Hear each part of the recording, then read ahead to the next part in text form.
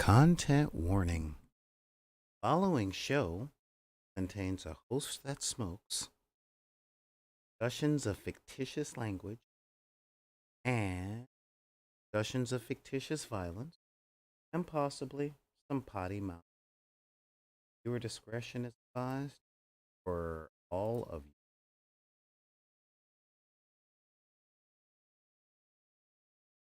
I mean, I suppose that's what we can. That is something to do. Oh, all right. Well, let's just start the show.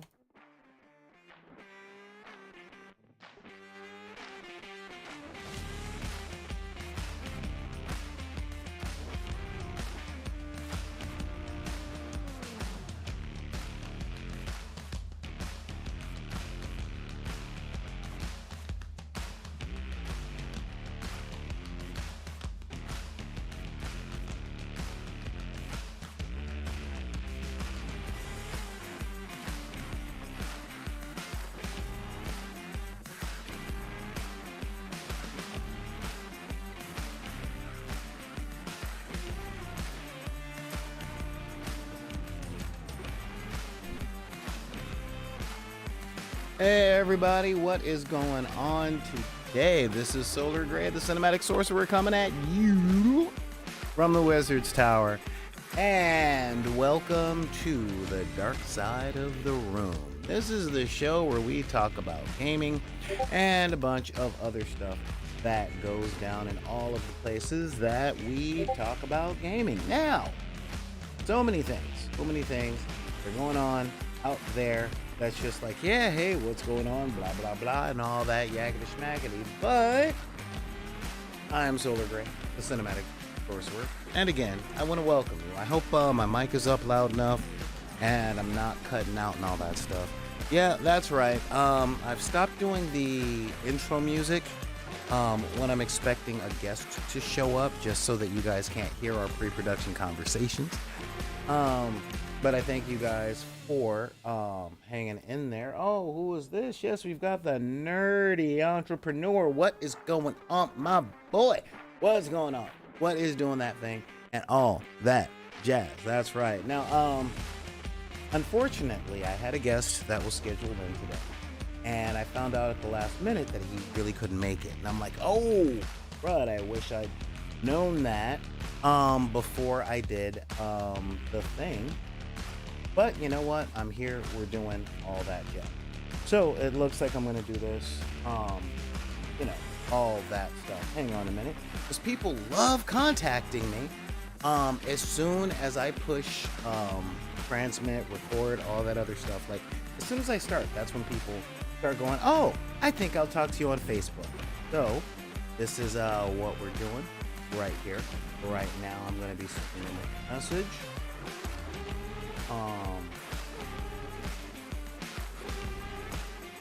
Yeah. That's good. Huh?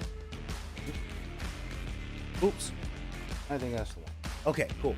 Got all that stuff going. So, we are going, talking about something really, really, really important today. And since I don't have a guest host, I'm gonna be ranting. All right, this is gonna be a rant, but sort of a rant, but not quite. Because like I said, it's oh crud, I did not change the title of today's episode. See, I'm all over the place right now.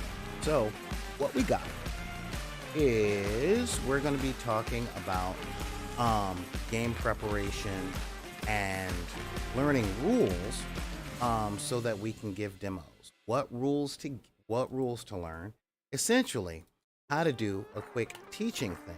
Because, and this is a big thing, all right, this Saturday at Guildhouse Games, I will be showing up, a public appearance. I will be doing a public appearance along with Jade from AfroCon Capes and Curls, and we'll be having a game day at the Guildhouse Games in Bellflower, California. Charles has made sure that we're doing all that stuff. Really, really, really, really awesome that we're going to be able to do that and be there. So that's going to be that. But part of it is I'll probably end up giving a lot of game demos. So that's a real thing that happens. And I was there with hey Neon, what's going on? Um, I normally have DW McCann with me on Thursday. He might have said he couldn't make it this week. I'm not quite sure, but either way, I normally have him here, and he too is a he too is a game demonstrator.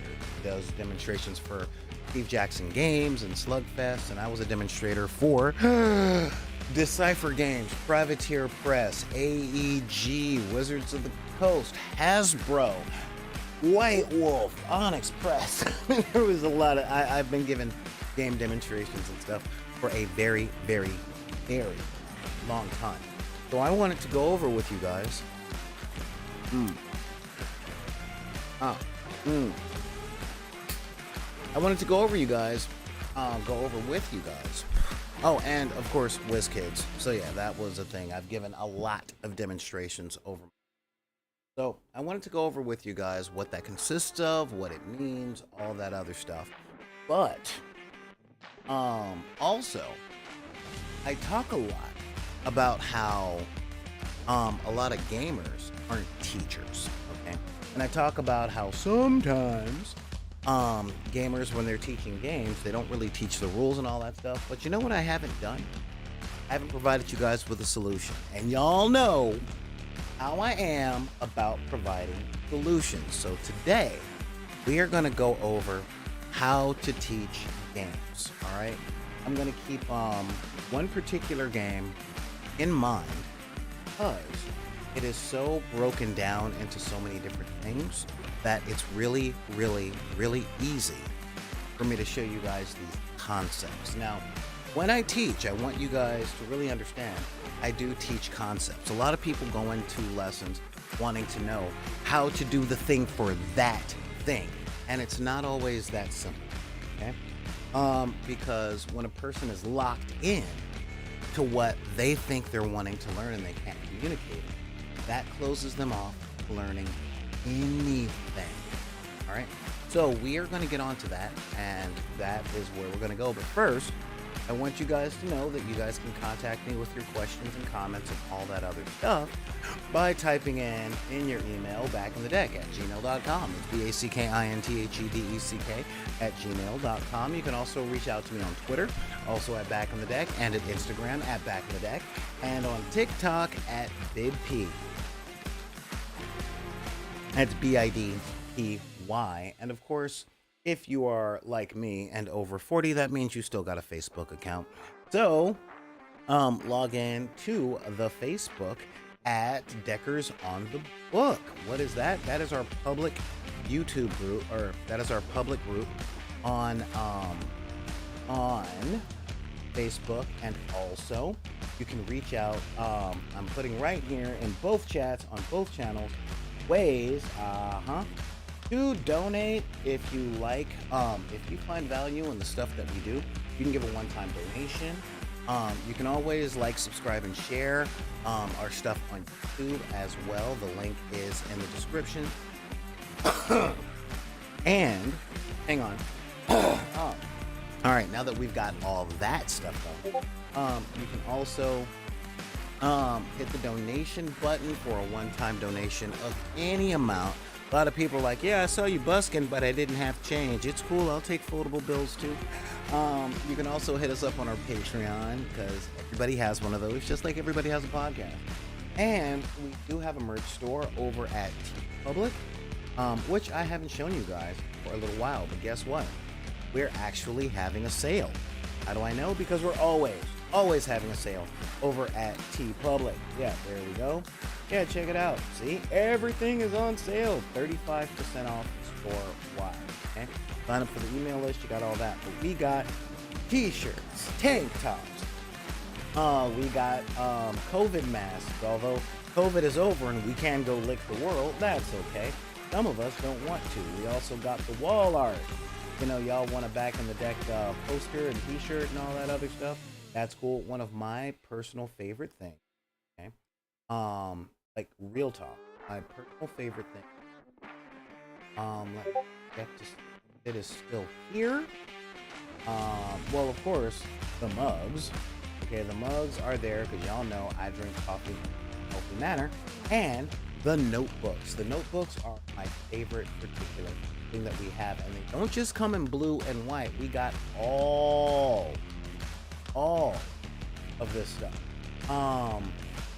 Like real talk, we've got so many different colors. We pretty much have colors of the rainbow, especially t-shirts. And I got a couple of people that have sent pictures and put them up on the Discord of people that bought t-shirts. So that is some really cool stuff. So yeah. So thank you guys. Yeah, the mask still creates space on the bus. Well, like, yes, I'm impacted. So I want to say hello and what is going on to my people in the chat. Thank you, Clever Little Vixen, holding it down like gravity. Xana Fades, greetings from the land, or to the land of cheese and beer. Neon Arlecchino, reminding us that mask creates space, black and white now in color. Really out there. And who else do we got? We've got the Nerdy Door. Checking us out over on YouTube. Thank you so much, bruh. Send a link, let people know that we're here and we're talking about this. And this is going to be a really important episode. Major shout outs to Cartulu, Miss Moozalot, Ravenhog 47. That is such a cool name. Sofa King Super, the king of living room furniture, because I know what your name means, but I ain't going to say that on this channel. I'm trying to. Vera Lonely Lisa, how you doing? Why Pepe? Why not Pepe? That's why. And of course we've got Kata, Lissabelle, and all of. So thank you guys for showing up today. And this is so I've got one other thing to do before we really get to the show, and that is to put on my cool music. All right, there we go. So there's a lot of stuff comes down, right? A lot of people have this idea of teaching game. All right, now the game that we're going to focus on today is HeroClix, and the reason that we're focusing on HeroClix is because it's very easy to break down into its base components. All right. For those of you guys don't know, it's a collectible card game, or it's a collectible miniatures from WizKids, and it's pretty cool. I've met some really awesome people playing. The community is really great, and real talk, it's a fun game generally. So I'm really happy with it. I've been playing it for years, and primarily it is a collectible miniature. However, it features superheroes. What? Oh yeah, it was one of the first what's the term I'm looking? First mainstream game to go, hey, we're checking out superheroes. So you get to put together your team and all that stuff, and it's really cool stuff. You get to buy, and thing is, this is a big thing for me. The minis came pre-painted. All right, they came pre-painted, and that was a really cool. Got the clicks, we got the gallery, you know. However, know this.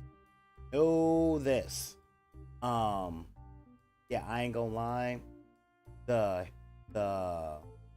how can I put it? It can get pretty expensive because it sells in booster packs essentially. So you end up collecting these figures in the same way that you do Magic the Gathering cards, you get cards, that kind of thing. But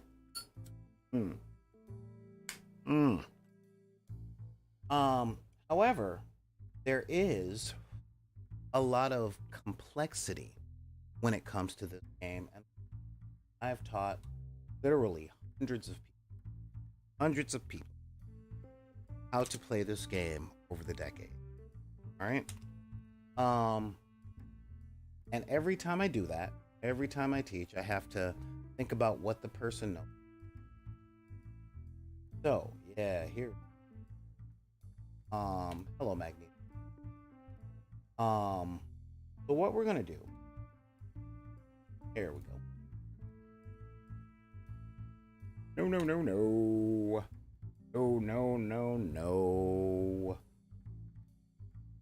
No. Oh, that's cute, but no. So what I want to do here is I'm going to pull up a HeroClix card. Okay, just a character card. Oh, there we go. And I'm going to walk you guys through said card. There we go. Especially since there was a Scooby-Doo edition that was put out. So let's see. But beyond Scooby-Doo, we're going to talk the man, the myth, the legend, the one that everybody knows, everybody loves. The Batman, right? The Batman. Essentially, the way it works is we have the figure, and down here, this little thing that looks like an Oreo cookie, that is the stat bar, right? Now, the stat bar is really simple and interesting as this whole thing on. Start at number 1, and every time it gets hit, you go to the next number, and it has all the stats. Now, in order to teach games, okay, we can look at all of these things, and there are lots of questions that come up. What do the colors mean? What do the symbols mean? What's up with these numbers? All that other stuff. All right. So when you're trying to figure that out, you can ask somebody. Now, hey, ask somebody that already knows how to do it. And I don't know if you guys are like me in the sense of when you ask somebody how to do stuff, you know, what do they do? Well, they give you one little thing, sound clever. And what happens is they end up not telling anything. When I was a kid, I wanted to learn how to fence. Okay? I really did. I wanted to learn. Princess Bride was one of my movies, and I wanted to be like Inigo Montoya. And I'm like, ha ha ha ha ha. And there were people in my life, specifically at the Renaissance Fair, who acted like they know how to fence. And I would be like, oh, wow, well, you know, you think you could teach me how? And they would say the same thing. It's all about tip control. And I'm going, okay, what does that mean? Oh, well, you got to control your tip. Well, what does that mean? Well, it's about tip control. I'm like, just say you don't know or you don't feel like teaching. It's one of the two, all right? And what this comes down to are platitudes so people don't feel dumb. And what do I mean by that? Well, it's simple. You try and teach a game like HeroClix or D&D, any sport, and you'll have people that want to feel cool say things like, well, stick to the fundamentals, you know. Yes, Xanathades, it means the tip points toward the bad guy. But it also means that no matter what you do with the rest of your sword, your tip stays roughly in the same place. Okay. When I finally got to take a fencing lesson, they made me work on my footwork, so it wasn't all about tip control. And then when it came to tip control, they had me stand against a wall with a stick that had a Sharpie on it and said, draw dimes. And essentially it comes down to, since it is a sport and an art that's based on stabbing, you got to make sure that the thing that you stab with is always in the right place, you know? When you played Hamlet years ago, dude, yeah, I'm with that, all right? Because I have shot an arrow over the wall and wounded my brother. That's right, I'm a Shakespeare nerd too. What's up? So I was born to play Aaron from Titus Andronicus. If you know, you know. And when a lot of people are talking about teaching games like HeroClix or D&D, with HeroClix, it's no powers. And I'm like, okay, what do you mean by that? A lot of people who play games that have this idea that they're so good at communication that they can give one small statement with no context and you will understand everything. It's like you could look at them and say, wingtips. And then you go, oh, So the leather bottom on a wingtip is one of the things that'll hold the screws properly for your tap dancing shoes, which means you can then tap dance with a solid tone with your foot, which will help you with all. Stop that. Stop. Okay. Person just said wingtips. Shut up. So when it comes to no powers, it's like, yeah, no capes, right? And people expect you to know what they're talking about so that they can feel clever and all that. That does not help with teaching, right?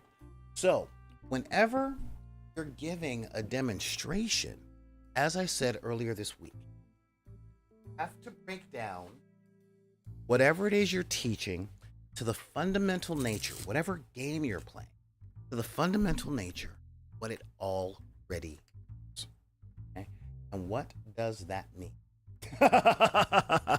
Okay, stop that. You're absolutely right. That which cannot be undone. Yeah. So anyway. So what does that mean? Well, with a game like HeroClix, which is a complex minis game, way just about as complex as Warhammer 40K or Blood Bowl or Fantasy or stuff like that, but it doesn't look like that on the surface because the learning curve is so much less steep. So let's walk through a card and I can show you what I mean. Okay. Now, if I'm teaching, the first thing I do is I take this part of the page, this one right here, and say, get rid of it. Forget all that. Don't even need that. What we need to know are these symbols and these numbers. Now, at the bottom it says point value. Now it's very simple. This game comes with, hey, I want to play a game this size. Standard size was 300 points for the longest time, right? So you have a budget of 300. This Batman costs 60. That's all you need to know. All right, budget of $300. This Batman costs $60. Done. All right, moving on. What are all these symbols? These symbols are the basics of the game. We have the range of our attacks, up to 5 squares, because this game is played on a grid. And these lightning bolts next to it means how many people you can shoot at one time.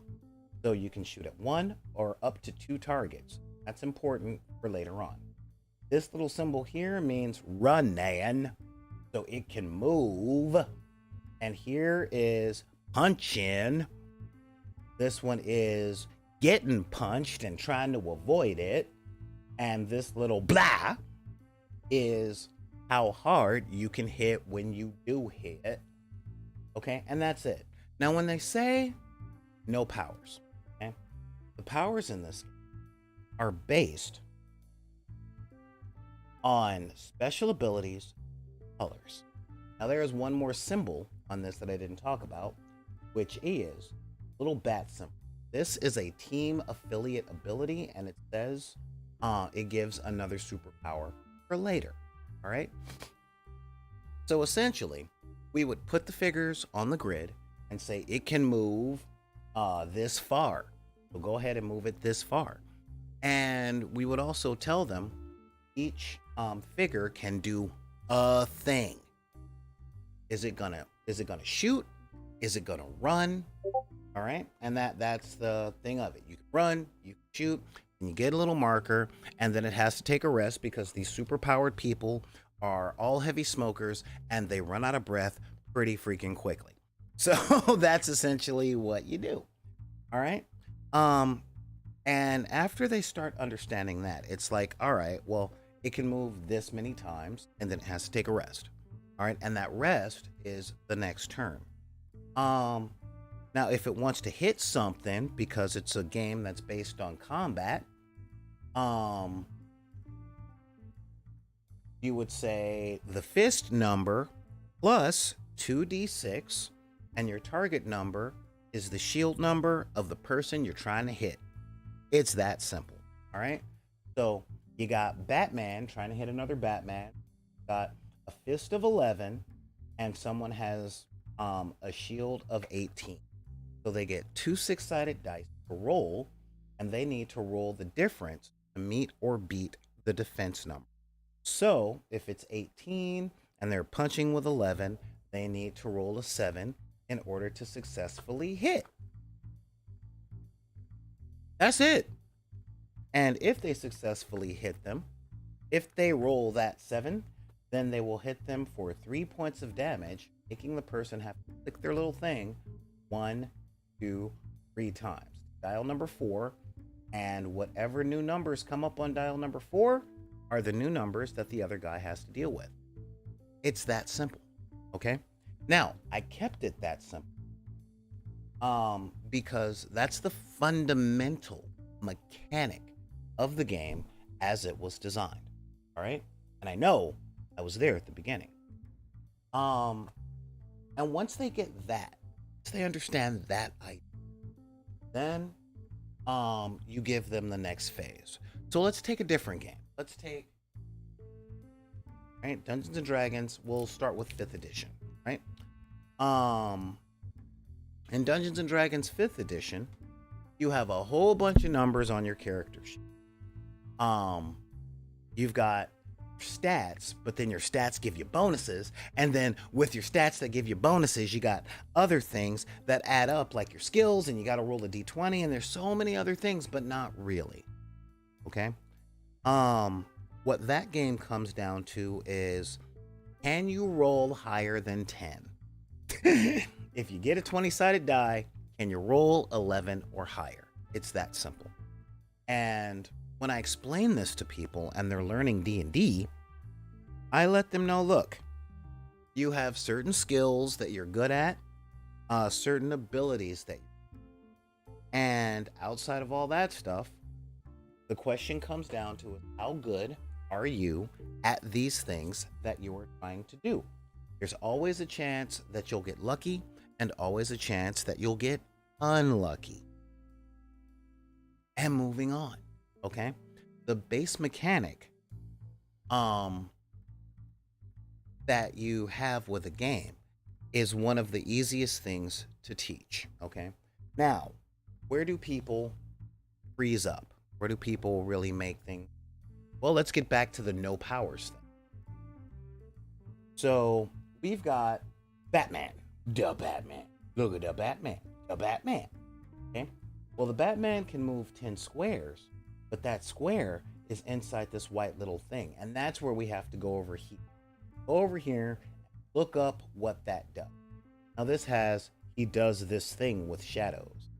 Now, he gets the superpower charge, which allows him to move up to half of his movement and punch someone in the face. And at the end of your turn, you may place Batman in a square of hindering terrain within range and line of fire. And he has stealth automatically cooked in to his character. So if he's in blocking terrain or hindering terrain, you can't get a clear line of sight on him to shoot him. You have to walk up to him and drop a trash can on his head. You see what I just did there? I gave you a whole bunch of weird information using other stuff that I haven't told you about. So, will you retain it? Probably not. Not if you don't already play this game or are already a gamer in general. Okay? And that is where people lose it.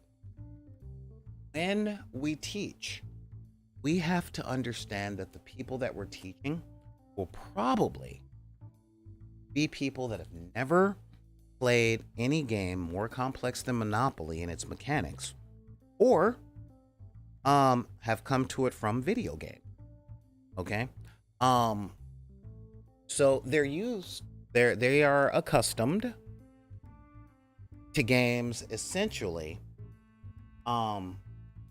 being able to figure out on one's own, okay, and showing everything up front in real time with something else moving the thing, be it the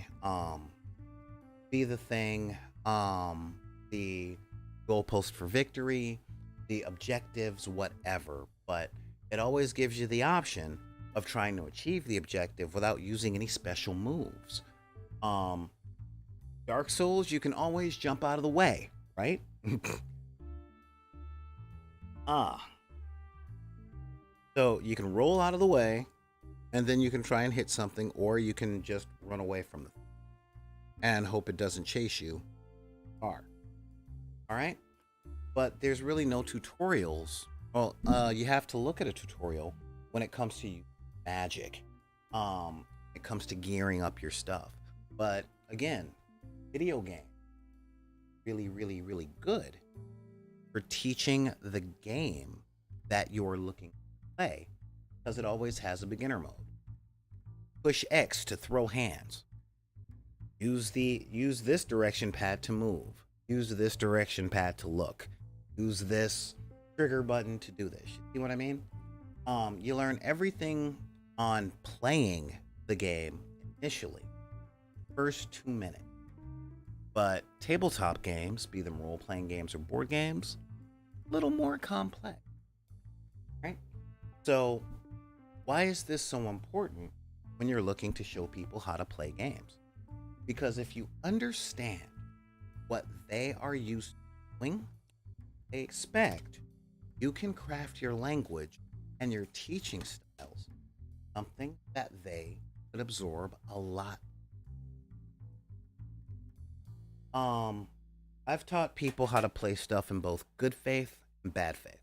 Right? This is now good faith players can act very similar to bad faith players when they have fear or distrust. Okay, there are a lot of bad faith actors out there that do their best to teach a new person a game by beating them stupid. On the internet, this is categorized as the get good noob mindset. The American produced Asian movie where the sensei or whatever it is you want to master doesn't give conversations or drills or instructions. They just beat up the protagonist until the protagonist learns to duck. Okay? I grew up watching those same movies too. However, I also grew up with a whole bunch of Hong Kong action films and Kung Fu theater. And I was fortunate to have studied a lot of Asian culture. Not just Japan, but Vietnam, China, Taiwan. Yes, I'm making the distinction. Come at me, I need the press. But one of the things I learned is that they teach people at the beginning, but there's also a difference in culture. Okay? One of the people that I studied a lot when I was younger was a gentleman by the name of Joseph Campbell. Now, he was a writer. He wrote a book called The Power of Myth and created the whole monomyth that it most modern people to be like, well, yeah, that might be the formula for certain mythologies, but that's not the whole story. Blah, blah, blah. What about the heroine story? All that other stuff. I don't care about that. But one of the things that he put out there that I found very, very useful, and I mean very useful, was his summation of the difference between Eastern societies and Western societies. Okay? When you go to Asia, if ever you're blessed to go to Asia, what you'll see is a difference in community. All right?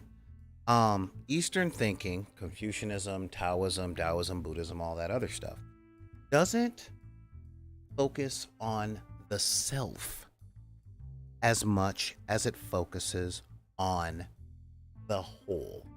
And what does this mean? Ooh, we got somebody over on a just a minute. Yeah. Go over here. Pull up that. That's what I'm looking for. Yeah, so what does that mean? What the crap am I talking about?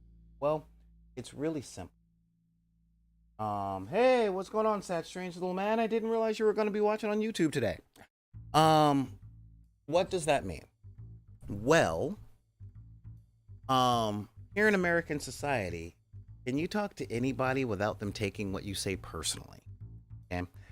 You're talking about something I've never experienced. Therefore, it doesn't happen. Life outside of my perspective does not exist. Okay. And those techniques that they use in Asian culture, i.e., beating you in the head until you learn to duck, is fine as long as you're in a society that doesn't have a big ego investment, okay? Or a big individual ego investment. So that's not where I am. I'm in the United States of America, okay? We've almost got the market cornered on ego, but we're still fighting it out with the UK. What? Come at me. So what this means is when you just throw complication in someone's face and not teach them how to avoid it, all they do is feel attacked. Why are you doing this to me? You said you would teach me. And this isn't teaching me. All this is beating me up. Okay, you see what I mean? Which is having buffering issues. That is the reason that I dual cast. Violation of my Twitch contract, I know. So, what else do we got on that? Well, that means in the United States or most of Western civilization, people can pick up things much more easily when you teach, if you teach in a more personalized manner than just beating them up and expecting them to get good. Okay?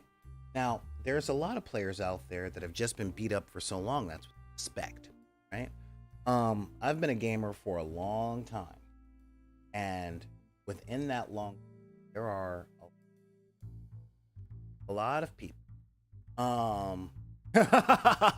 Thanks, Xanathage. Oh, you think the UK can keep up with us in ego? I'd like to see them try. They invented colonialism.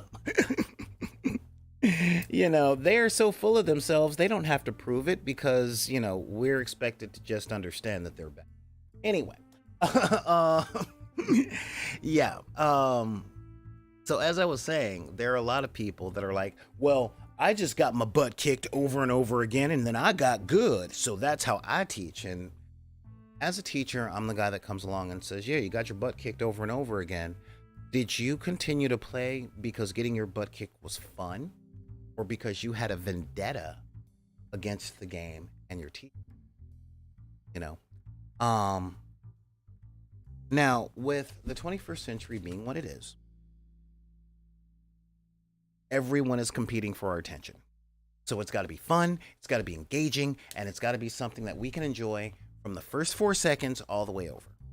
There are hundreds of ways to do it. I particularly like to show that I care. That's how I do it. So when I try and teach a game, I try and teach fundamentals of the basic. But I also understand that I teach Americans. So what a lot of them want to do is beat me. That's what they want to do. They're like, okay, you're teaching me that. Now I'm coming at you. And I'm like, okay, you can do that. But there's certain parts of this that I haven't taught you about yet, And then when I beat them, they're like, you're cheating because you didn't tell me about that. And I'm like, I was trying to tell you that I didn't tell you about that. It's just one of those things. I just don't understand why people insist on sending me text messages between 3 and 5. I really don't. I tell people all the time, I'm live 3 to 4 at least Pacific Standard Time every day. What do? Hey, mind if I come by? Hey, what's going on? Hey, how you doing?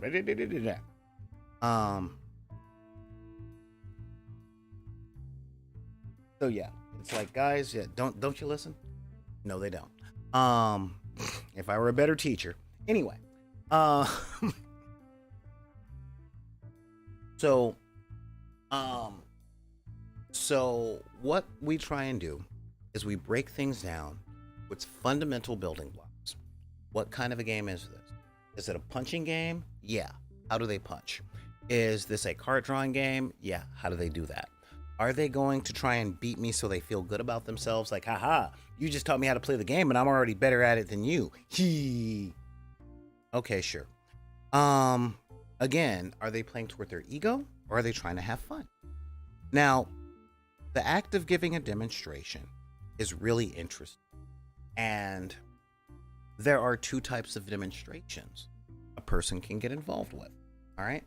And I'm saying this as someone who gives demonstrations in the name of Back in the Deck and who have given demonstrations in the name of the companies of the or the names of the companies that produce the games that I was demonstrating. All right.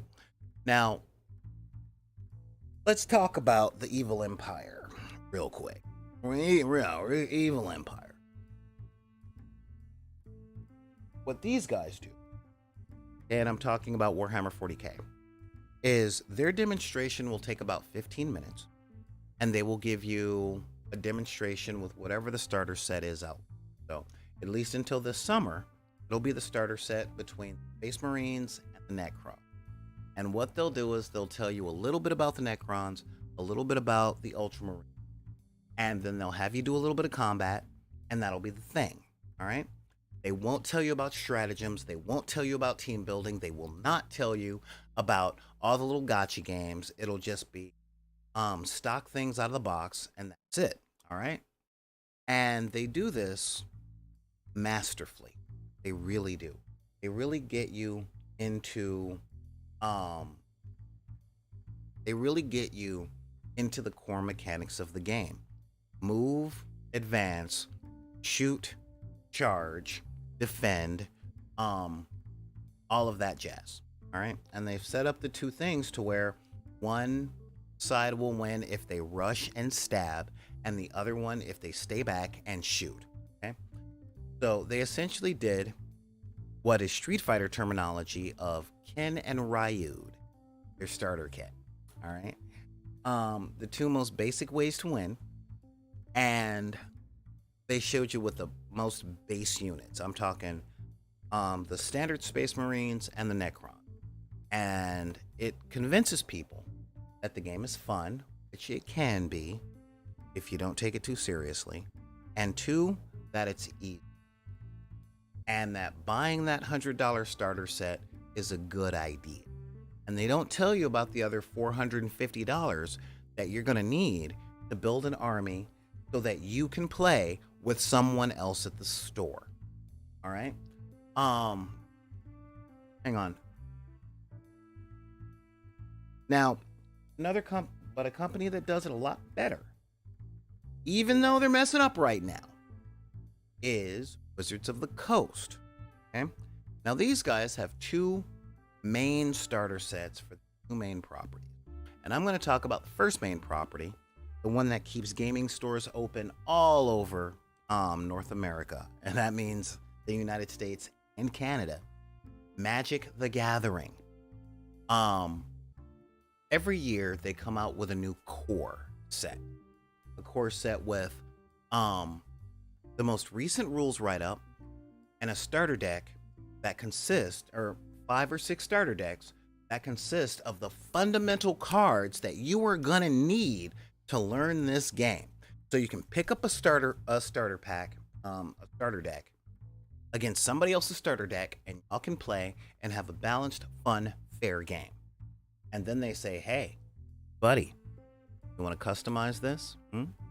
Just $3. $3 for a little pack. How's that? Yeah, just $3. $3 for a couple of cards that aren't in that pack. Yeah. And then it becomes a war of attrition between you and friends, but the barrier to entry is lower, and you can always look at someone and say, hey man, just want to play a starter pack, and $10, or it's like 15. But $15 in and you're good. Matter of fact, the deluxe starter set for like $20 comes with one of those starter decks and 2 booster packs. Which means you can customize your starter. Like if you and your friend buys the same deck, the two of you can then customize the deck that you bought, and now you're playing something different. And that's a fantastic way to start. Okay. For the cost of a movie, which will entertain you for about 90 minutes and then leave you with a couple of weeks of a memory, you can get a couple of weeks of entertainment and discussion and all that other stuff. So it's a much better purchase. Okay. but they have the fundamental cards that give you the mechanics. Play a land, tap a land, put a thing out there, or cast an instant spell. They've got their instance, they've got their you've got your instance, you've got your condition, or your, what are they called, the ones that you put down and just keep down for the rest of the game. Not just artifacts, but the spell conditions. Got those, and they're in the decks, and they're workable, and they're doable, and it's good. Okay.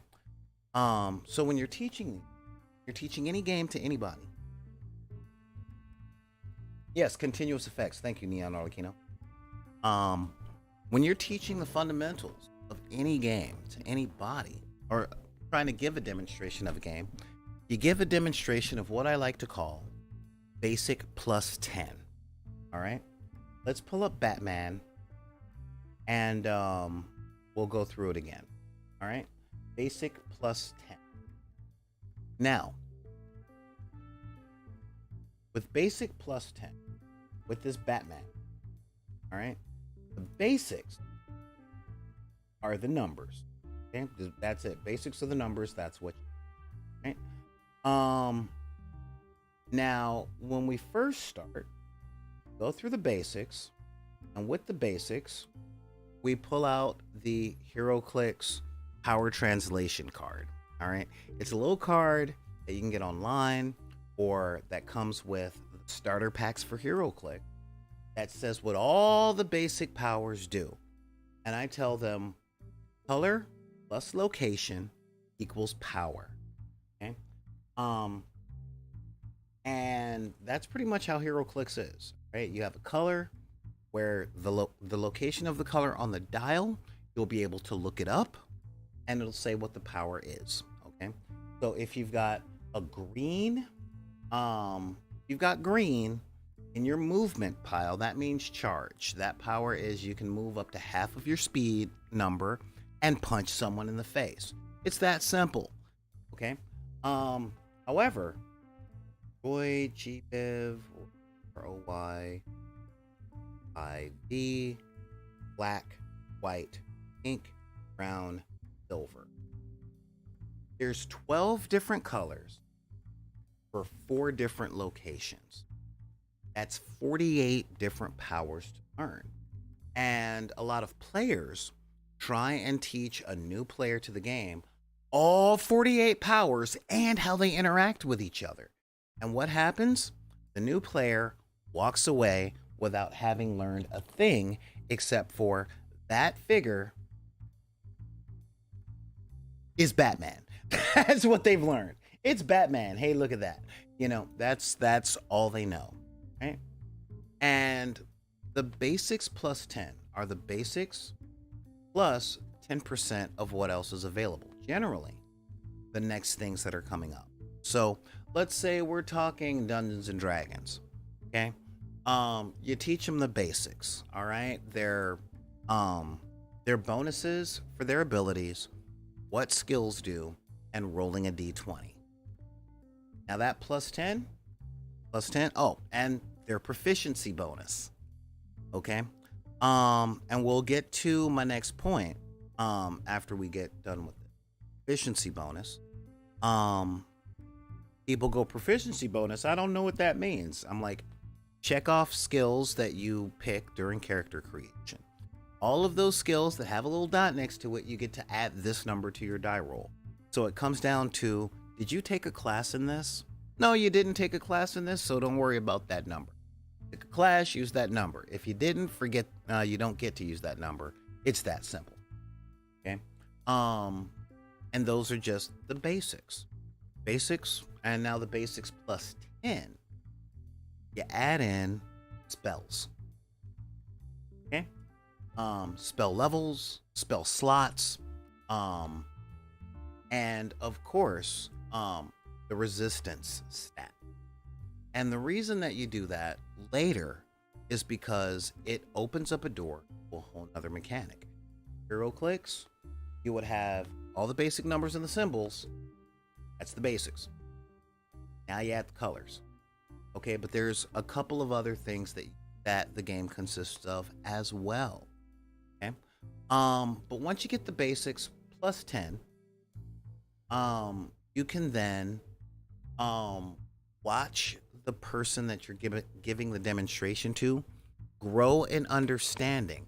And this is how you know you've gotten through the player. They will start asking questions about combinations and synergy between the things you've already told them. Such as, well, couldn't I just? That is a fantastic question. Couldn't I just run up to him, pick up a trash can, and hit him on the head if I've got charge and super strength? Yes, you can. That's how you know that they're in. Couldn't I just?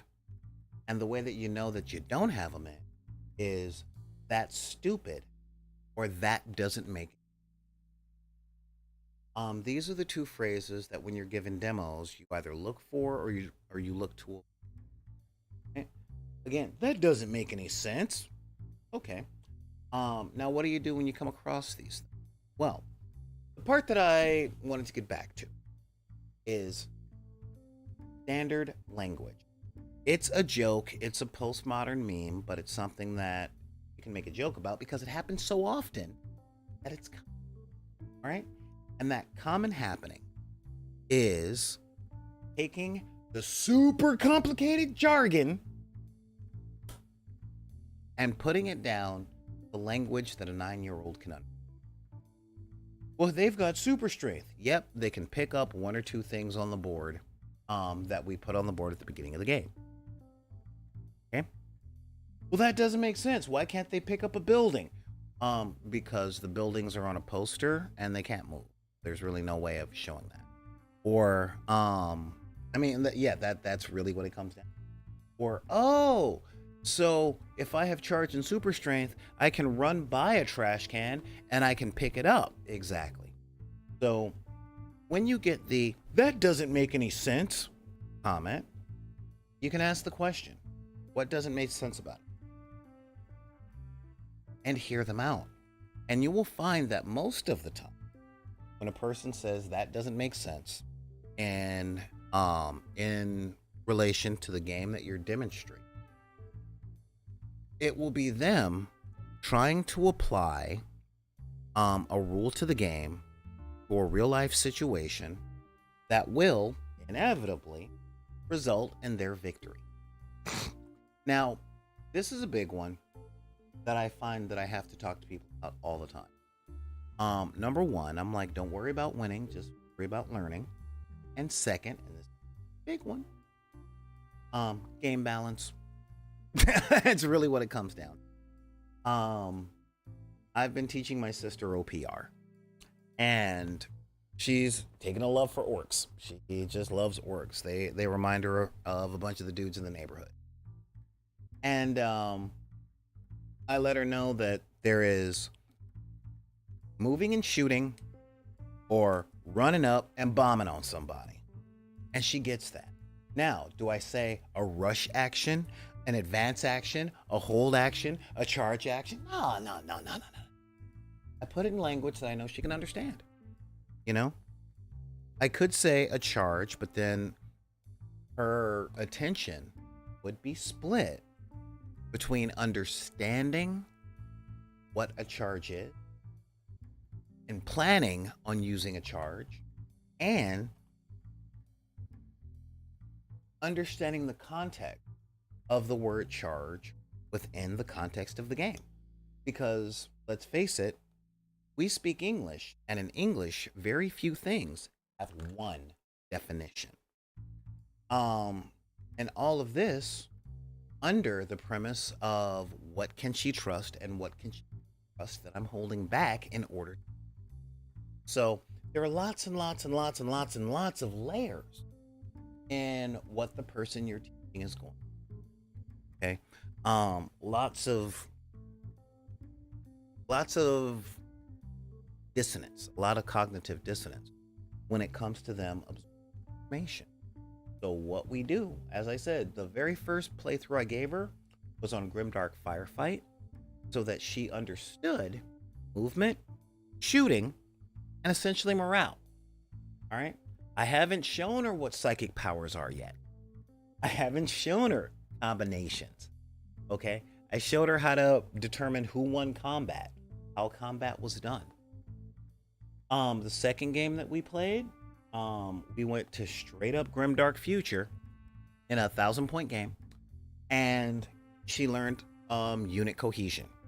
You know, unit cohesion and objective control. Right? So the next game that we so the next game that we play, I'll probably be adding in psychic spells or tar pit units. But this is all me teaching her the jargon a little bit at a time in a practically applied sense. And the thing is, when I do this, I make sure that I, as the teacher, am not playing with more than what I plan on teaching her. So we'll have the same stuff. All right. Now, these are the teaching techniques for demonstrating games for single player use. All right, for a singular player. There are other techniques for when you're teaching more than one player at a time. So let's get into that. What's important when you're teaching multiple players how to play a game is to play the game with them, not against them. Now, when you have a game like most tabletop miniatures games, HeroClix, Warhammer 40k, Grimdark Future, Warcry, Dead Zone, Firefight, Necromunda, whatever. I don't even know what I knocked over. Whatever it is you're teaching them, it has Magic the Gathering. It has this sense of one-on-one play. All right. Now, you've got two techniques to really make sure that people catch on to what you're trying to teach. Technique one is one of my favorite techniques, is having them cooperate to take down the teacher, and the teacher has an incomplete thing. So what does that mean? That means if we're playing 1,000 points, all of us get a 1,000-point army, but their 1,000-point armies can work together against me. So it's their 2,000 against my 1,000. I can't team up with either one. All right. And this is something that's really big, and a lot of people, they get that sense of accomplishment because, yay, we beat them, if they do. Sometimes they don't. And then they go, all right, but I see how I lost. And then their mind starts going and they start thinking, and that gives them the I'll get you next time feel, which as a teacher, that's something you definitely want. That's more of a coach thing. The other technique, and this is my favorite technique, is to pit players against each other and walk both of them through the basics of the rule in real time. Okay? So let's say I've got Nancy and Mark. Nancy and Mark are going to play against each other. All right? And I will be the God creature. And they can tell me what they're thinking. And I can let them know whether or not that's within the rules or against the rules. I can ask them why they're about to do something they're about to do so that they can explain to me their mindset.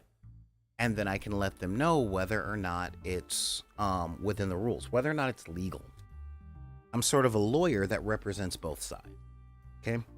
Because my job isn't to tell them what they can and can't do. My job is to help both of them win. And since they're not playing against me, they know that I don't have a preference on either one. I don't have a preference on either one of them winning. Okay? And that reduces the tension because they know that I will treat them equally.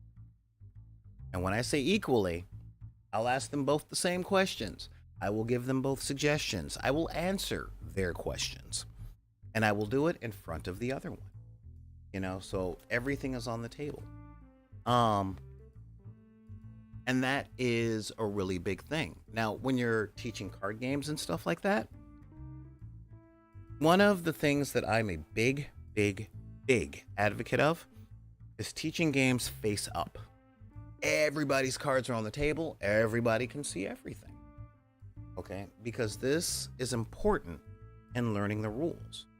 Because Mark might have a question that say Tammy needed the answer to, and Mark might ask it first. Or Tammy might ask a question that Sarah didn't even know she needed to know. So this is a real big one, and it boosts interactivity and camaraderie around the table because everybody's learning at the same time.